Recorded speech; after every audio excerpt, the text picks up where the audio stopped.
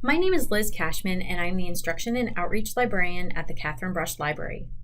This tutorial is for world history students. It will teach you how to cite primary sources found online and then how to add an annotation, all while using NoodleTools. To begin, you will sign into your NoodleTools account. If you've not registered for an account, please go to the Research and Citation Guide found on the Catherine Brush Library website.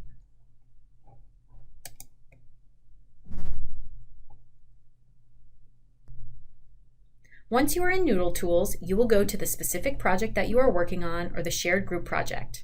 In this case, I created a project called the Pueblo Revolt. I used Chicago in advance for my citation style. The primary source I'm going to cite is this letter from the Governor and Captain General from New Mexico about the Pueblo Revolt. As you can see, it's from pbs.org, but it was written in 1680. Let's see how NoodleTools will guide you through citing this source. Once you're in your project and on the Source tab, the first thing you want to do is always click on New Source.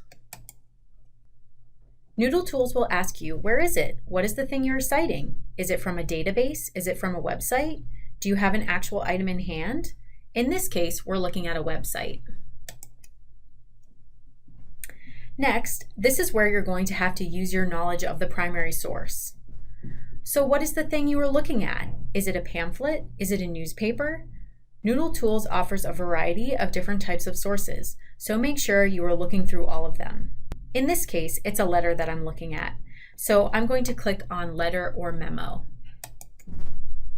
Since this is a primary source that I found online, it's going to ask for different information about the website, but as well as the actual letter we are citing.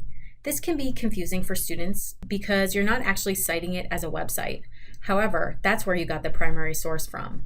The first thing it asks you for is the URL. Copy and pasting is very helpful when you are citing with NoodleTools.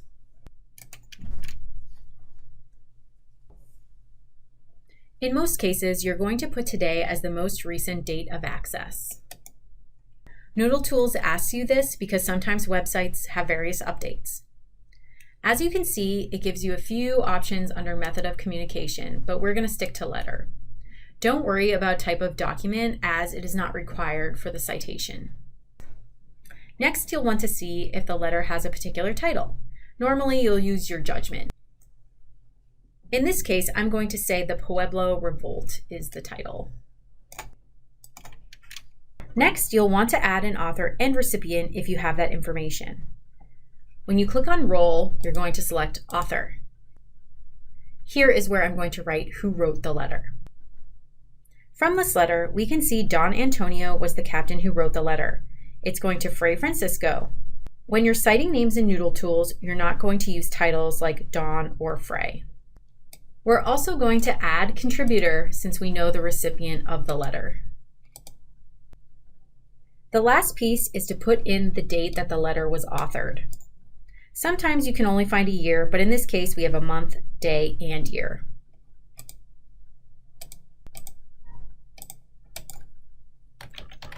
You've now entered in all the information for the citation.